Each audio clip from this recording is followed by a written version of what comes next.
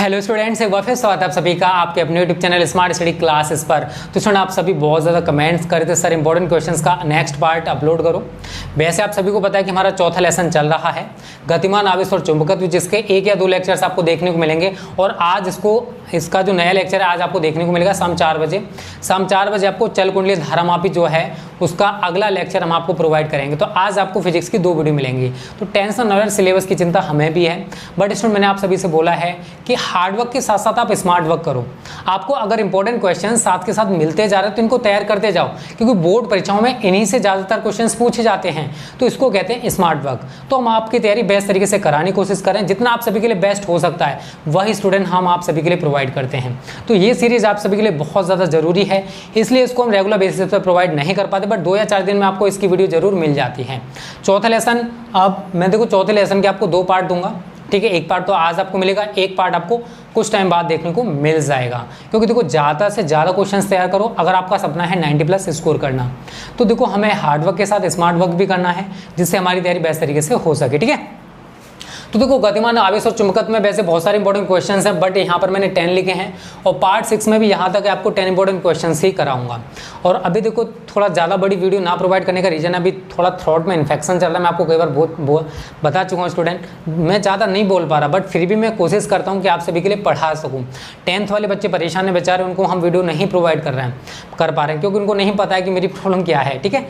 तो इसी वजह से आपने देखा होगा कि मेरी वीडियो जो है इस टाइम बड़ी छोटी सी रह रही है, ठीक है। सॉरी, चलो पहला क्वेश्चन पढ़ो। ऐसा नहीं देखो डॉक्टर से भी दवा चल रहा है, बट अभी थोड़ा सा असर नहीं पड़ पा रहा है, ठीक है। तो पहला क्वेश्चन है बायो सेवर्ट का नियम लिखिए।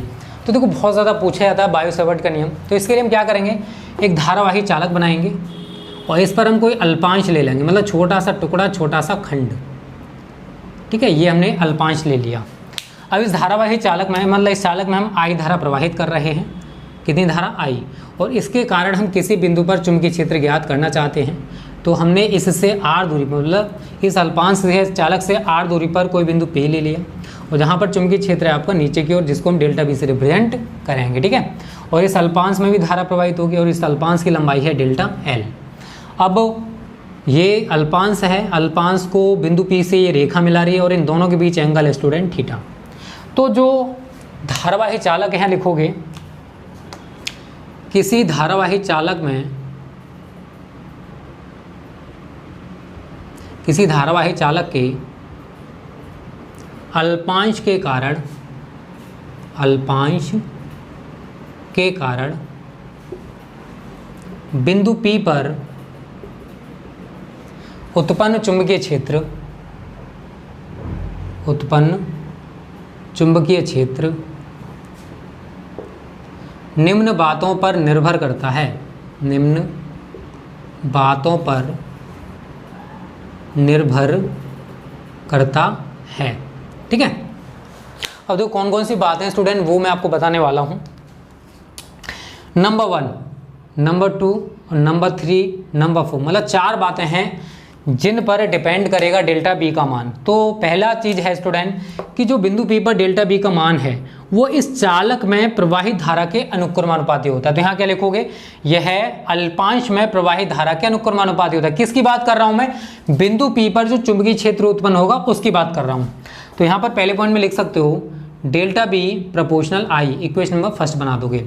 किसी धारावाही चालक के अल्पांश, अल्पांश के कारण किसी बिंदु P पर उत्पन्न चुंबकीय क्षेत्र निम्न बातों पर डिपेंड करता है। कौन कौन सी, यह अल्पांश में प्रवाहित धारा के अनुक्रमानुपाती होता है। नंबर 2, यह अल्पांश की लंबाई के अनुक्रमानुपाती होता है। तो delta B proportional delta L, इसका मतलब जानते हो कि बिंदु P पर जो चुंबकीय क्षेत्र का मान उत्पन्न हो रहा है, अगर हमने इस चालक में ज़्यादा धारा प्रवाहित की है, मतलब धारा के मान को बढ़ा दिया, तो डेल्टा बी का मान भी बढ़ जाएगा। दूसरा है delta B proportional delta L, इसका मतलब है कि अल्पांश की लंबाई जितनी ज़्यादा होगी, अल्पांश जितना बड़ा होगा, डेल्टा बी का मान उतना ही बढ़ जाएगा। तो delta B proportional delta L. तीसरा पॉइंट है delta B proportional sine theta. इसका मतलब है देखो अल्पांश है, अल्पांश को बिंदु P से कोई रेखा मिला रही है, तो अल्पांश और बिंदु P से मिलाने वाली रेखा के बीच बनने वाले कोण की जिया, देखो साइन थीटा को बोला है, साइन को बोला जाता है जिया, शायद आप सभी जानते होंगे। तो यह है अल्पांश, ये वाला अल्पांश हो गया, यह अल्पांश। हम अल्पांश को बिंदु P से मिलाने वाली रेखा के बीच बनने वाले कोण की जिया के मतलब साइन थीटा के अनुक्रमानुपाती होता है। तो delta B proportional sine theta. चौथा पॉइंट है, देखो अल्पांश की बिंदु P से दूरी कितनी r है, तो यह अल्पांश की बिंदु P से दूरी के वर्ग के व्युत्क्रमानुपाती होता है, अर्थात delta B proportional 1/r²। Equation number 4 हो गया। तो देखो अब यहाँ से 4 चीजें निकल के आती हैं कि जो डेल्टा बी का मान होगा वो अल्पांश में प्रवाहित धारा के अनुक्रमानुपाती होता है। अल्पांश में जितनी ज़्यादा धारा प्रवाहित होगी, अर्थात हम कह सकते हैं कि आई का मान जितना ज़्यादा होगा डेल्टा बी का मान उतना ही बढ़ जाएगा। दूसरा है delta B proportional delta L, मतलब अल्पांश की लंबाई जितनी ज़्यादा होगी, यहाँ पर हमने अल्पांश इतना सा ले रखा है, अगर हमने इसको इतना कर दिया तो डेल्टा बी का मान उसी अकॉर्डिंग बढ़ जाएगा, ठीक है। तीसरा है delta B proportional sine theta, देखो अल्पांश और बिंदु P इनके बीच एंगल बन रहा है तो इसके जिया के अनुक्रमानुपाती होता है, अर्थात delta B proportional sine theta. चौथा है डेल्टा बी प्रोपोर्शनल 1/r², मतलब अल्पांश को बिंदु P से कौन सी रेखा मिला रही है, ये वाली रेखा मिला रही है और इसकी दूरी हमने कितनी मानी r, तो यह अल्पांश और बिंदु P के बीच की दूरी के वर्ग के व्युत्क्रमानुपाती होता है, अर्थात डेल्टा बी प्रोपोर्शनल 1/r²। अब यहां पर हमारे पास 4 इक्वेशंस बन गई, आगे क्या करोगे, चारों समीकरणों से। देखो ये वो क्वेश्चंस हैं जो रिपीटेड हैं, वीडियो को आप पूरा नहीं देखते हो गलत बात है, वीडियो को पूरा देखा करो। और इस वीडियो का टारगेट है मुझे कम से कम 2000 लाइक्स चाहिए इस वीडियो पर। जैसे ही 2000 लाइक्स आएंगे उसके बाद आपको पार्ट 6 इसका देखने को मिलेगा। आप चाहते हो ना रेगुलर बेसिस पर पढ़ाऊं, अच्छे से पढ़ाऊं, तो इतना तो कर ही सकते हो यार, इतनी मेहनत करते हैं आप सभी के साथ, लाइक करने में आप सभी कंजूसी करते हो, गलत बात है ना। चारों समीकरणों से क्या आएगा, डेल्टा बी है, ये तो सभी में कॉमन है, proportional I delta L sine theta upon r²। बताओ यही तो लिखोगे, delta B proportional I delta L proportional delta L delta B proportional sine theta delta B proportional 1/r²। तो हम इसको इस तरीके से लिख सकते हैं। अब जब इस चिन्ह को हटाएंगे तो कोई ना कोई कांस्टेंट आता है, तो आप सभी जानते हो। तो डेल्टा बी सॉरी इसको हटा देंगे अब, तो यहाँ पर आता है μ0/4π। क्या आता है, μ0/4π I delta L sine theta upon r²। ठीक है, तो ये है स्टूडेंट हमारा बायो सावर्ट का नियम। यहाँ पर आगे लिख सकते हो μ0/4π की वैल्यू भी होती है, जहाँ μ0/4π बराबर होता है 10⁻⁻7 न्यूटन प्रति एम्पीयर स्क्वायर। और अगर आपसे कोई पूछता है कि μ0 का मान क्या है, तो वायु अथवा निर्वात की चुंबकशीलता, वायु अथवा निर्वात की चुंबकशीलता। तो इस तरीके से स्टूडेंट हमारा जो पहला क्वेश्चन है वो कंप्लीट हो चुका है और उम्मीद करता हूँ आपकी समझ में आ गया होगा। कोई दिक्कत हो कमेंट करके बता देना, बट वीडियो को डिसलाइक मत करना, ठीक है। तो पहले क्वेश्चन का स्क्रीनशॉट ले लो जल्दी से। अगला क्वेश्चन बढ़ो, क्या कह रहा है उसमें, ये क्वेश्चन बहुत ज़्यादा रिपीटेड है, ठीक है ना। μ0 × ε0 का मान ज्ञात कीजिए, और इसको देखो किस तरीके से पूछ सकता है ये भी मैं आपको बताने वाला हूँ, ठीक है।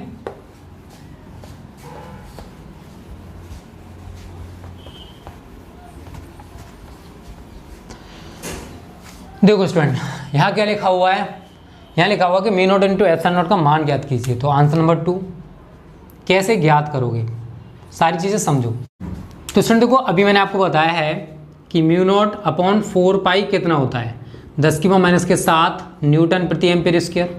और आपने फर्स्ट चैप्टर में पढ़ा है 1/4π ε0 बराबर क्या होता है 9 × 10⁹ न्यूटन मीटर स्क्वायर प्रति कूलम स्क्वायर। आप सभी जानते हो उतना कुछ नहीं करना है, इसके इक्वेशंस बना दो, इक्वेशन नंबर फर्स्ट, इसको इक्वेशन नंबर सेकंड। तो बस इन दोनों को आपस में डिवाइड कर दो। तो क्या करोगे, समीकरण 1 डिवाइडेड बाई समीकरण 2 से डिवाइड करना आप सभी को, और कुछ नहीं करना तो कर दो। μ0/4π बटे 1/4πε0, ठीक है, इज इक्वल टू 10⁻⁻7 बटे 9 × 10⁻9। यही तो होगा, डिवाइड किया मैंने, कुछ नहीं किया है। उसके बाद देखो आपको क्या करना, आप सभी जानते हो, यहाँ पर हम कर क्या सकते हैं, 4π से 4π को काट सकते हैं, क्योंकि पहले का चौथे से मल्टीपल, दूसरे का तीसरे से मल्टीपल। आप सभी जानते हो, इंटर में पढ़ रहे हो, इतना तो पता ही होगा। तो ε0 आपका ऊपर पहुँच जाएगा, तो मैं इसको क्या लिख सकता हूँ, μ0 × ε0 बराबर जब इस पावर को अगर मैं नीचे लेके जाऊँ तो ऊपर पावर आप सभी देख रहे हो नेगेटिव है, नीचे जाके ये पावर कैसे हो जाएगी पॉजिटिव, तो 10 की पावर 9 है, 10 की पावर 7 और आ जाएगा, तो यहाँ पर लिखेंगे 1/9 इंटू 10 की पावर 9 गुणा 10 की पावर 7, तो 1/9 इंटू पावर जुड़ जाएंगी 9 7 16, 10 की पावर 16। देखो मैं इसको क्या लिख सकता हूँ, इसको लिख सकता हूँ 3 गुणा 10 की पावर 8 का होल स्क्वायर। मतलब लिखा जा सकता है, लिखा जा सकता, खुद सोच के देखो, 3 का स्क्वायर कितना होता है 9, 10 की पावर 8 का स्क्वायर कितना हो जाएगा, मतलब देखो आप सभी जानते हो स्क्वायर करने का मतलब पावर में क्या होता है, जुड़ना होता है, तो 10 की पावर 8 का क्या हो जाएगा 10 की पावर 16। आप सभी जानते हो किसकी वैल्यू होती है, किसकी होती है सी की, तो सी बराबर 3 गुणा 10 की पावर 8 मीटर पर सेकेंड, और सी क्या होता है वायु अथवा निर्वात में प्रकाश, वायु अथवा निर्वात में प्रकाश की चाल, आप सभी जानते हो इतना। तो मैं इसकी जगह क्या लिख सकता हूँ, mu naught into epsilon not बराबर 1/c²। तो ये हमारा रिलेशन निकल के आया है, बहुत ज़्यादा इंपॉर्टेंट, बहुत ज़्यादा पूछा जाता है। इसको एक और तरीके से लिखा था, या c बराबर 1/√, के अंदर mu naught into epsilon not, इसको इस तरीके से भी लिख सकते हैं, ऐसे लिख सकते हैं और लिख सकते हैं सी स्क्वायर को आप यहाँ पे पहुँचा दो और इसको इसके नीचे ले आओ, ठीक है। अब इससे स्क्वायर हटाओगे तो इस पर अंडर रूट आ जाएगा, तो इस फॉर्मेट को मतलब इसको इस तरीके से भी लिखा जा सकता है। तो इस तरीके से हमारा जो सेकंड क्वेश्चन है स्टूडेंट ये भी कंप्लीट हो चुका है, तो जल्दी से इसका भी स्क्रीनशॉट ले लो, इंपॉर्टेंट है, बहुत ज़्यादा पूछा जाता है, ठीक है। समझ में आ गया ना कैसे मैंने किया है, बस यही आपको समझना था, ठीक है। मिटा दे इसको। तो 2 क्वेश्चन कंप्लीट हो चुके हैं, तीसरा क्वेश्चन पढ़ो जल्दी से। देखो क्या कह रहा है तीसरे क्वेश्चन में, ये कह रहा है कि किसी वृत्ताकार धारावाही लूप है, उसके केंद्र पर उत्पन्न चुंबकीय क्षेत्र के लिए व्यंजक। देखो जब भी व्यंजक आपसे बोले कि व्यंजक बताओ, तो स्टूडेंट आपको व्यंजक से मतलब नहीं होना चाहिए, आपको व्यंजक यहां लिखो कि वृत्ताकार धारावाही लूप के केंद्र पर उत्पन्न चुंबकीय क्षेत्र। आपको डेरिवेशन कराया जा चुका है, आप सभी को तैयार भी हो गया होगा, उम्मीद करता हूं। तो अगर वृत्ताकार धारावाही लूप है, उसके केंद्र पर अगर हम चुंबकीय क्षेत्र की बात करें तो वो होता है B बराबर म्यू नॉट I/2a। आप सभी जानते हो इतना। तो जहाँ देखो जब भी आपसे कोई रिलेशन मतलब कोई भी आपसे सूत्र पूछा जाता है तो स्टूडेंट वहाँ पर आप सारी वैल्यू जरूर बताओगे। जहाँ म्यू नॉट क्या है, वायु अथवा निर्वात की चुंबकशीलता है, क्या है वायु अथवा निर्वात की चुंबकशीलता। आई क्या है आप सभी जानते हो, आई का मान आई क्या है, आई है धारा, आई क्या है वैद्युत धारा या विद्युत धारा। और ए क्या है, ए है स्टूडेंट लूप की त्रिज्या, जो हमने वृत्ताकार धारावाही लूप ले रखा उसकी त्रिज्या, लूप की त्रिज्या। अगर वो यहाँ पर लूप ना कह के स्टूडेंट कुंडली कहता तो कुछ नहीं करना था। अगर वो कहता कि वृत्ताकार धारावाही कुंडली के केंद्र पर, तो कुंडली आता है तो बस आपको क्या करना है, B बराबर म्यू नॉट Ni/2a, मतलब यहाँ पर फेरों की संख्या से और मल्टीपल कर देते। n क्या हो जाता है स्टूडेंट यहाँ पर, फिर फेरों की संख्या क्या हो जाता है, फेरों की संख्या, सूत्र वही है, बस n का हमने मल्टीपल कर दिया है। एक चीज उसने और पूछी है, उसकी दिशा बताइए। देखो आप सभी को मैंने डेरिवेशन पढ़ाया था, आप सभी ने पढ़ा भी होगा, ठीक है। यहाँ पर तो जो डेल्टा बी की डायरेक्शन निकल के आती है, यहाँ पर डेल्टा बी या बी ले लो, ठीक है ना, तो वो क्या होती है, लूप की तल के लंबवत होती है। अब लूप हमारे ये रहा, ये लूप का तल हो जाएगा, इसके देखो परपेंडिकुलर है, डेल्टा बी का मान हमेशा लूप के तल के लंबवत होता है। तो यहाँ लिख सकते हो लूप के तल के लंबवत, क्या होगा लूप के तल के लंबवत। क्लियर है सभी को। तो ये हमारा हो गया तीसरा क्वेश्चन, जल्दी से इसका स्क्रीनशॉट ले लो। तो इनकी तैयारी देखो बार बार प्रैक्टिस इनकी करते रहो, आप सभी को इतना ज़्यादा फायदा मिलेगा यार, इनसे पूछो मत। आपको बहुत ज़्यादा क्वेश्चन यहाँ से देखने को मिलेंगे इस सीरीज से, और इसके साथ साथ हम आपको देखो जितने भी टफ क्वेश्चन होते हैं ना उसकी सीरीज भी चलाएंगे, न्यूमेरिकल्स भी सीरीज चला चुके हैं यार। आपके लिए जितना हो सकता है स्टूडेंट बेस्ट करने की कोशिश कर रहे हैं। चौथा क्वेश्चन देखो क्या कह रहा है, किसी लंबी धारावाही परिनालिका के भीतर अक्ष पर स्थित किसी बिंदु पर उत्पन्न चुंबकीय क्षेत्र का व्यंजक लिखिए। तो दो धारावाही परिनालिका के कारण अगर हम अक्ष पर चुंबकीय क्षेत्र का मान निकालें तो वो होता है B बराबर म्यू नॉट Ni। बस इतना सा सूत्र है यार, केंद्र पर है, ठीक है। जहां म्यू नॉट आप सभी जानते हो वायु अथवा निर्वात की चुंबकशीलता है, n प्रति एकांक लंबाई में या प्रति मीटर लंबाई में फेरों की संख्या लिख सकते हो, प्रति मीटर लंबाई में फेरों की संख्या, प्रति मीटर लंबाई में फेरों की संख्या, और आई सभी जानते हो विद्युत धारा है। आई क्या स्टूडेंट यहाँ पर विद्युत धारा। तो कुछ नहीं यार, बहुत ज़्यादा देखो ये क्वेश्चन कई बार पूछा गया है, इसलिए इसको सही तरह तैयार कर लेना, ठीक है ना। चौथे क्वेश्चन का हमारा आंसर हो जाएगा। पांचवा क्वेश्चन देखो क्या कह रहा है, चुंबकीय क्षेत्र जो है वो किस प्रकार उत्पन्न होता है। तो यहाँ पर पांचवें क्वेश्चन का भी आंसर लिख सकते हो आप। तो देखो जो चुंबकीय क्षेत्र है स्टूडेंट वो चुंबक के कारण उत्पन्न हो सकता है। तो यहाँ लिखोगे चुंबक के कारण, वो धारावाही चालक के कारण उत्पन्न हो सकता है। किसके कारण, धारावाही, अगर हमने किसी चालक में धारा प्रवाहित कर दी उसके कारण भी चुंबकीय क्षेत्र उत्पन्न हो जाए, धारावाही चालक के कारण। अगर कोई गतिमान आवेश है उसके कारण भी उत्पन्न हो सकता है। तो यहाँ लिख सकते हो गतिमान आवेश के कारण। तो ये तीन रीजन्स हैं जिनके कारण हम चुंबकीय क्षेत्र को उत्पन्न कर सकते हैं। चुंबक के कारण उत्पन्न हो सकता है, ठीक है। कोई चालक है, अगर हमने उसमें धारा प्रवाहित कर दी तो धारावाही चालक के कारण भी चुंबकीय क्षेत्र उत्पन्न हो जाएगा। अगर कोई आवेशित है जो कि गति कर रहा है तो गतिमान आवेश के कारण भी चुंबकीय क्षेत्र उत्पन्न हो सकता है। तो तीन रीजन्स हैं जिनकी वजह से हम मैग्नेटिक फील्ड को उत्पन्न कर सकते हैं, ठीक है। तो चौथे और पांचवें क्वेश्चन का आंसर हो चुका है, जल्दी से इसका स्क्रीनशॉट ले लो। अब बात करते हैं अगले क्वेश्चन की। पांचवा क्वेश्चन है स्टूडेंट, उसको पढ़ो पहले क्या कह रहा है।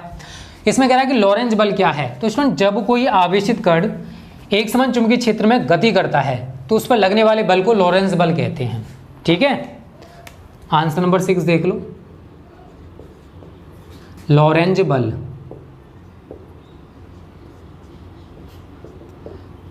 तो जब कोई आवेशित कण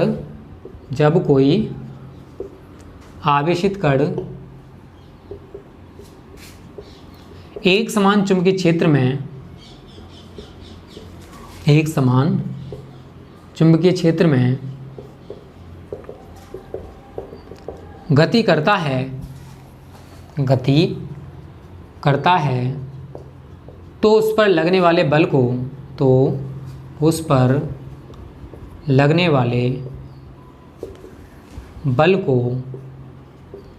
लॉरेंज बल कहते हैं, ठीक है ना। अगर कोई आवेशित कण है और एक समान चुंबकीय क्षेत्र में गति कर रहा है तो उस पर जो बल कार्य करेगा तो उसको हम क्या कहेंगे, लॉरेंज बल। मान लो कि कोई क्यू आवेशित कण है और वो एक समान चुंबकीय क्षेत्र बी में वी वेग से, वैन वाली वी जो वेग की होती है ना, वो वी वेग से थीटा कोण पर प्रवेश करता है और वहीं से गति कर रहा है तो उस पर जो बल कार्य करेगा तो वो होगा स्टूडेंट F बराबर Q V B sine theta, ठीक है। ये हमारा लॉरेंज बल का सूत्र हो जाएगा। क्यू क्या है, गतिमान आवेश है, कोई ना कोई गतिमान आवेश होगा, ठीक है। वी क्या है, वेग है, बी चुंबकीय क्षेत्र है और थीटा क्या है, यहाँ पर जिस कोण पर वो आवेश प्रवेश कर रहा है उसको हम कहेंगे थीटा। चुंबकीय क्षेत्र के साथ कोई ना कोई तो एंगल बनाएगा तो वो होता है स्टूडेंट हमारा थीटा, ठीक है। तो इस तरीके से हमारा जो छठा क्वेश्चन है भी कंप्लीट हो गया। आंसर नंबर 7 पढ़ो क्या कह रहा है, मतलब क्वेश्चन नंबर 7 पढ़ लो, उसका आंसर फिर लिखेंगे, ठीक है। समझ में आ रहा है ना, कोई दिक्कत है, नहीं है ना। नहीं दिक्कत तो लाइक कर दो, दिक्कत हो कमेंट कर दो, जो दिक्कत हो बताया करो, ठीक है। तभी तो हमें पता पड़ेगा क्या दिक्कत हो रही है आपको।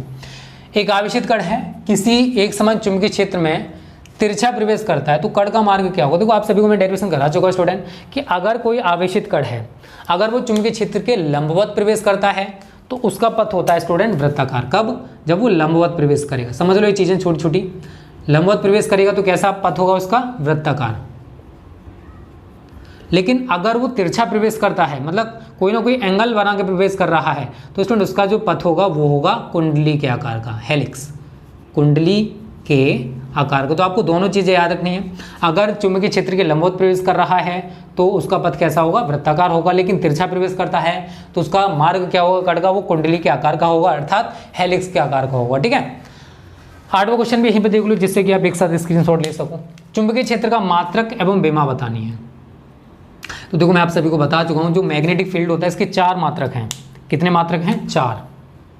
कौन कौन से हैं वो सारे जान लो। न्यूटन प्रति एम्पियर मीटर, कौन सा है, न्यूटन प्रति एम्पियर मीटर। दूसरा है वेबर प्रति मीटर स्क्वायर। तीसरा है गॉस और चौथा है टेस्ला। आपको एक चीज़ और यहाँ पर याद रखनी है, एक गॉस में कभी कभी आपसे टेस्ला पूछ लेता है तो एक गॉस में 10⁻⁻⁴ टेस्ला होते हैं, ठीक है। तो आपको सारी चीज़ें स्टूडेंट अच्छे से पता होनी चाहिए। आपका यहाँ से रिवीजन भी हो रहा है, आपका साथ के साथ रिवीजन हो रहा है, ये आपके लिए बहुत अच्छी बात है। तो इस तरीके से आपका 8वें क्वेश्चन का भी आंसर मैंने करा दिया और ये भी आपकी समझ में आ गया होगा। ठीक है, 8 क्वेश्चन हमारे कंप्लीट हो चुके हैं। 9 और 10 2 क्वेश्चन रह गए, तो पहले इतने का स्क्रीनशॉट ले लो, फिर आगे के क्वेश्चंस डिस्कस करते हैं। देखो वीडियो को पूरा देखोगे तभी आपके समझ में हर चीज़ आएगी। वीडियो को अधूरा छोड़ देते हो, देखो नुकसान किसका होता है ये बताओ। चलो, नुकसान आप सभी का हो रहा है। वीडियो को पूरा देखोगे फायदा आप सभी का होगा, हर चीज़ क्लियर हो जाएगी। ठीक है, तो पूरा देखा करो। अब देखो नवा क्वेश्चन क्या कह रहा है, आंसर नंबर 9। ये कह रहा है कि 2 समांतर धारावाही तारों के बीच लगने वाले बल का सूत्र आप सभी को पढ़ा चुका हूँ। F/L बराबर 2 × 10⁻⁷ I1 I2/R। ठीक है ना, ये सभी ने पढ़ा होगा। I1 क्या है, 2 तार होते हैं, 2 समांतर धारावाही तार हैं, तो पहले तार में प्रवाहित धारा। I2 क्या है, दूसरे तार में प्रवाहित धारा। R क्या है, दोनों तारों के बीच की दूरी। लिख लेना, प्रथम तार में प्रवाहित धारा, द्वितीय तार में प्रवाहित धारा, दोनों तारों के बीच की दूरी। F क्या हमारा बल है। अब देखो एक चीज़ यहाँ पर और बन जाती है, मैं आप सभी को थोड़ा सा क्लियर कर दूँ। अगर ये 2 समांतर तार हैं, अगर इनमें एक ही दिशा में धारा प्रवाहित हो रही है, तो दोनों तारों के बीच बल कार्य करता है आकर्षण का। ठीक है, कैसा बल कार्य करेगा, आकर्षण। एक क्वेश्चन बन जाता है कि अगर दोनों तारों में एक ही दिशा में धारा प्रवाहित हो रही है, तो दोनों तारों के बीच कैसा बल कार्य करेगा। तो कैसा कार्य करेगा, अट्रैक्शन का या आकर्षण बल कार्य करेगा। अगर दोनों तारों में धाराओं की डायरेक्शन हमने बदल दी, एक तार में धारा ऊपर की ओर है लेकिन दूसरे तार में धारा नीचे की ओर है, तो दोनों तार एक दूसरे को प्रतिकर्षित करेंगे, तो दोनों के बीच कैसा बल कार्य करेगा, प्रतिकर्षण का। तो आपको ये छोटी छोटी चीजें भी पता होनी चाहिए, न्यूमेरिकल्स में यूज हो जाता है कभी कभी। ठीक है, तो अगर दोनों तारों में समान धारा, मतलब एक ही दिशा में धारा प्रवाहित हो रही है, तो दोनों तार एक दूसरे को आकर्षित करेंगे, अर्थात दोनों तारों के बीच आकर्षण बल कार्य करेगा। लेकिन अगर दोनों तारों में धाराओं की दिशा अलग अलग है, अर्थात एक दूसरे के विपरीत दिशा में धारा प्रवाहित हो रही है, तो दोनों तार एक दूसरे को प्रतिकर्षित करेंगे, तो इनके बीच कैसा बल कार्य करेगा, प्रतिकर्षण का। क्लियर है। अगला क्वेश्चन है, लास्ट क्वेश्चन है आज का, आंसर नंबर 10। फ्लेमिंग का बाएं हाथ का नियम। देखो स्टूडेंट, फ्लेमिंग के 2 नियम आप सभी ने एक तो पढ़ लिया, एक आगे जाके पढ़ोगे। फ्लेमिंग का बाएं हाथ का नियम और फ्लेमिंग के दाएं हाथ का नियम। इसको मैं ऐसे ही समझाता हूँ, एक है ऐसे करके। दोनों में अंतर क्या है, जो फ्लेमिंग का बाएं हाथ का नियम है, इसके द्वारा हम चुंबकीय बल की दिशा ज्ञात करते हैं, और जो चुंबकीय फ्लेमिंग का दाएं हाथ का नियम, इसके द्वारा हम प्रेरित धारा की दिशा ज्ञात करेंगे। दोनों में अंतर अभी समझा रहा हूँ, आगे जाके भी समझाऊंगा ये वाला नियम। तो ठीक है, तो फ्लेमिंग का बाएं हाथ का नियम जो कि हम इसमें लिखे हैं, इस नियम के अनुसार अंगूठा और उसके पास की दोनों उंगलियों को एक दूसरे के लंबवत, ये उंगली मतलब अंगूठा इसके लंबवत है, ये इसके लंबवत है, ये इसके लंबवत, मतलब तीनों ही एक दूसरे के लंबवत हैं। इस प्रकार फैलाएं कि अंगूठे के पास वाली उंगली, ये वाली उंगली चुंबकीय क्षेत्र की दिशा में, बीच वाली उंगली धारा की दिशा में हो तो अंगूठे की दिशा चुंबकीय बल की दिशा होगी। तो हमने कुछ इस प्रकार से उंगलियों को कर लिया, ये चुंबकीय क्षेत्र की दिशा में है, ये धारा की दिशा में, तो अंगूठा जो है ये चुंबकीय बल की दिशा बताएगा। अगर हम इस नियम की बात करें, फ्लेमिंग का दाएं हाथ का नियम की बात करें, तो इस नियम के अनुसार अंगूठे और उसके पास की दोनों उंगलियों को एक दूसरे के लंबवत फैला लिया। अंगूठे के पास वाली उंगली चुंबकीय क्षेत्र की दिशा में और अंगूठा चालक की गति की दिशा में। अंगूठा कहाँ है, चालक की गति की दिशा में, जिधर चालक गति कर रहा है, तो बीच वाली अंगुली की दिशा इंड्यूस्ड करंट या प्रेरित धारा की दिशा होगी। तो ये प्रेरित धारा की दिशा को बताता है और ये चुंबकीय बल की दिशा को बताता है। दोनों में अंतर समझ में आ गया। अंगूठे के पास वाली उंगली चुंबकीय क्षेत्र की दिशा में, इसमें भी चुंबकीय क्षेत्र की दिशा में। इसमें जो बीच वाली उंगली है ये धारा की दिशा में है, तो अंगूठा चुंबकीय बल की दिशा बताता है।